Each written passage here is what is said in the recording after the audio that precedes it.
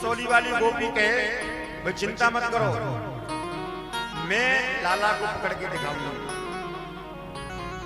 अच्छा कि हाँ भाई चिकसौली की रहने वाली थी और वृंदावन में विवाही गई थी, तो वो तो आम बात है, आज भी उसके मायके से ही उसका नाम लिया जाता है, भाई फलानी फलाने गांव की ऐसी क्या चिकसौली वाली कहती, चिकसौली की वजह वो कहती है तुम चिंता मत करो, मैं लाला को पकड़ लूंगा। ये मनसुखा दादा के लिए भी आई गई थी। मनसुखा यानी ये भी भगवान की चोर मंडली में साथ में है और इनका विवाह हो गया, लगा लीजिए, यानी भगवान के साथ में जिनका विवाह हो गया है वो भी सखा हैं चोरी में।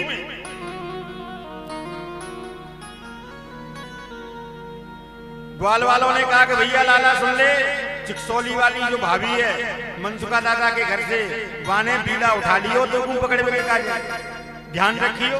बोले अच्छा हाँ, भगवान मन में विचार करते हैं, अहंकार तो हमने आज तक किसी का रहने ही नहीं दिया, अहंकार तो हमारा भोजन है और ये अहंकार करके हमें पकड़ना चाहती है, चलो अब इसको ही सबक सिखाना चाहिए।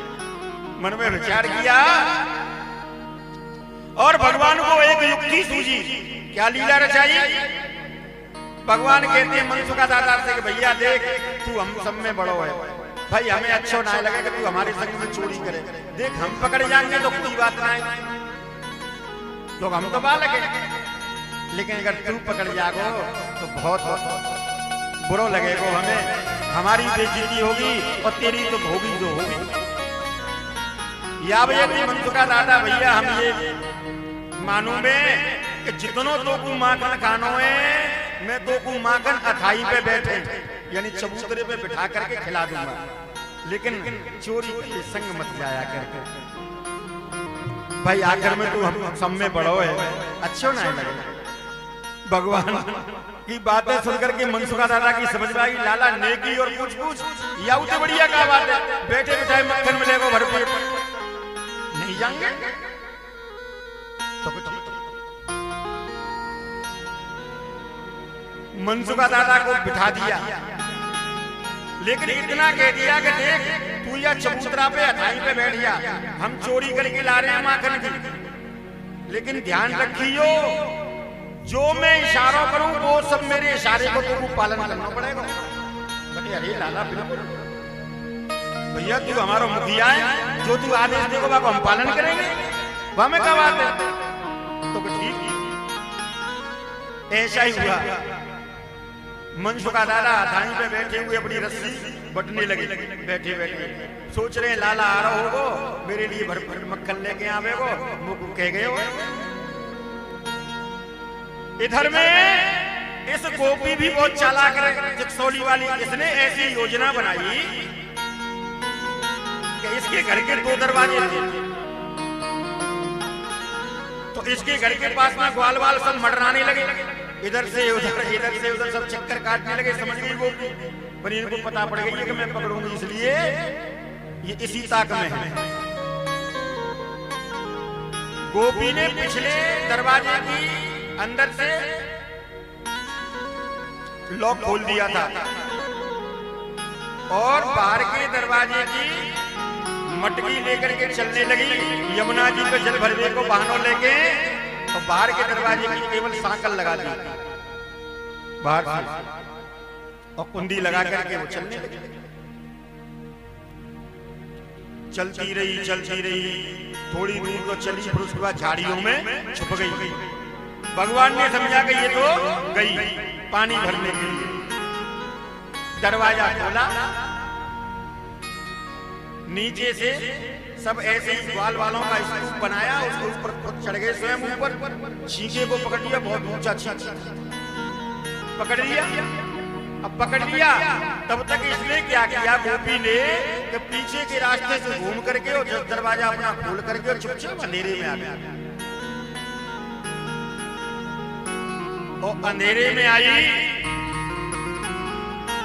अंधेरे में जैसे ही आई और एकदम से धावा बोल दिया, बड़ी पकड़ो पकड़ो पकड़ो पकड़ो, आज तो पकड़ में आ गए। ऐसे जब कहा के ग्वाल वाल सब नीचे से निकल के भाग गए। भगवान छीके से ही लटके रह गए। जैसे ही छीके से लटके रह गए सोई गोपी ने दरवाजा लगा दिया, वो भी लगा दिया, ये भी लगा दिया। अब कहां जाओगे? लाला पकड़ में आ गए। अब तो भगवान कहते अरे भाभी वो को छोड़ दे। ना ना ना ना आज ना छोड़ूंगी, बड़े दिनों के बाद पकड़ में आए हो। भगवान को गोदी में लेकर के उतारा, गोपी ने पकड़ लिया, एक हाथ में पकड़े, दूसरे हाथ से दरवाजा खोल दिया। सब बाल बाल तो भागी गए थे, सब गोपियां सबको बुला लिया, आ जाओ देखो जो काम किसी ने नहीं कर पाया वो मैंने किया। अहंकार आ गया, जो किसी ने नहीं कर पाया वो आज मैंने करके दिखा दिया। सब गोपियां भी प्रशंसा कर रही है, भाई धन्य है चिकसौली वाली भाभी, तेने तो कमाल कर दियो, लाला को पकड़ लियो। भगवान कहते हैं अरे भाभी कोई बात ना है, ना है ना है लाला, माखन में तो हाथ बिगड़ा हुआ है ही भगवान का। ले जा रही है, 1.5 हाथ का लंबा घूंघट डाले हुए, आज मैया के पास ले जाऊंगी। मैया बड़ी कहे कि मेरा छोरा तो दूध को धलो है, अब की घर चोरी ना करे, आज मालूम पड़ेगी कौन है ये। रंगे हाथ पकड़ो मैंने लाला को। अब बड़ी जोर जोर से डींग मारती जा रही थी, भारी आवाज थी, घूंघट पड़ा हुआ है क्योंकि बहुत ही, इसलिए जैसे ही चबूतरे के पास में वो तो मनसुखा दादा पहले से रस्सी बटी रहे थे, चबूतरे के पास में पहुंची, मनसुखा दादा से दूर से इशारा भगवान ने कर दिया, बोले ठहर जा, रस्सी बटना बंद कर दे, और बुला लिया अपने पास में, आजा। अब गोपियों की तो सबकी लाज मरी हुई थी, कुछ थी और सब पीछे थी, भीड़ में ये अकेली और घूंघट मारे हुए भगवान कृष्ण है साथ में।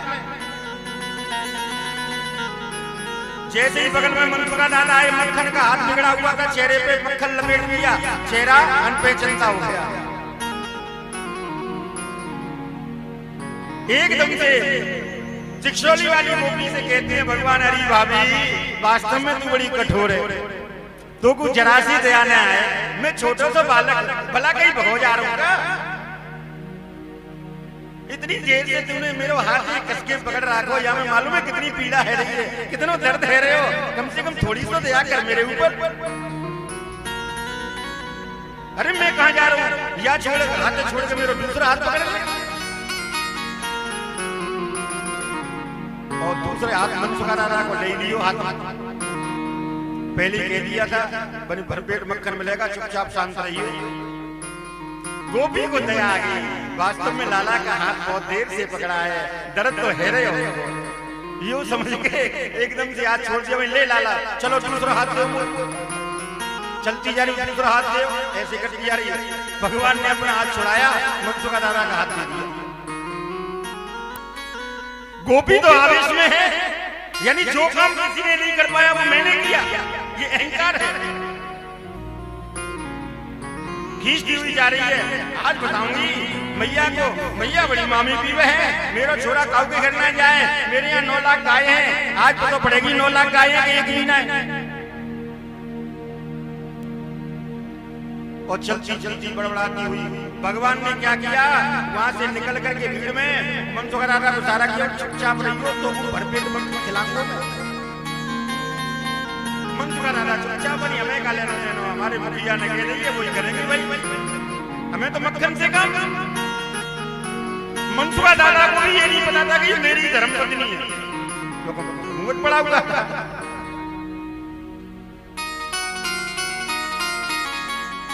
खींचते खींचते पहुंच गई। भगवान जब तक निकल के भीड़ में से और भाग करके दूसरे दरवाजे से अपने महल में चले गए। मैया से कहते मैया बड़ी जोर की भूख लग रही है। अरे बेटा मैं तो तेरी तैयारी कर रही थी, ले माखन रोटी रखी है खा ले। भगवान बड़े प्रेम से मक्खन रोटी खाते हैं। इतनी देर में तो आवाज बाहर से आने लगी, हरी ओ यशोदा मैया, मैया बाहर निकल गया, देख लो सही तू बड़ी बामी पीवो हो कि मेरा छोरा दूध को धलो है, आज देखो कौन है ये।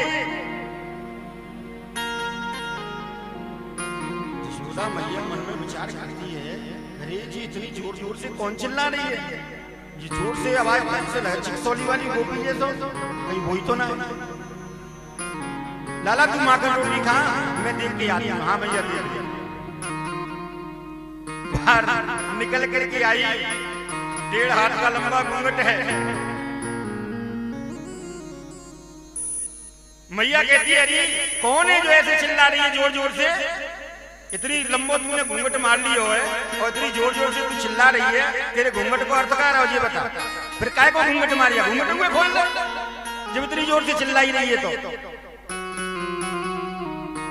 ना भाई भैया अब ये बात नहीं चलेगी, जो बहाने वाली नहीं चलेगी। और हमें बता रही तुम कहती ना कि मेरा छोरा तुमको दिलो है और मैं अब के ना मान करना है चुरावे जाए। अब देखिए जी तुम्हारा ही छोरा है का वो और को है। यूं करके हाथ और कर दिए यूं। मनसुखा दादा आगे। मैया ने देखा मेरो छोरा इतना बड़ा कहाँ है? और फिर मेरो छोरा तो माखन रोटी आंगन में खा रहा हो बैठे हुए। मैं तो अपने हाथ से दे के आई हूं। जी कौन है पकड़ लाई? जैसे ही मैया ने गौर से देखो, मैया आश्चर्य में पड़ गई। अरे ये तो याई को खसम है, अपने ही पति को पकड़ के ले आई है यहाँ पे। एकदम से कहते हैं मैया अरे चिकसौली वाली गोपी वास्तव में तेरा धन्य है। कम से कितना होश तो कर ले। तेरो खुद को पति चोरी करे है, मेरे छोरा को झूठो नाम लगावे ना है। मेरो पति ना है, तुम्हारा छोरा है। मैं देख तो सही चेहरा को, मेरा छोरा है तेरा खसम है। ब्रजभाषा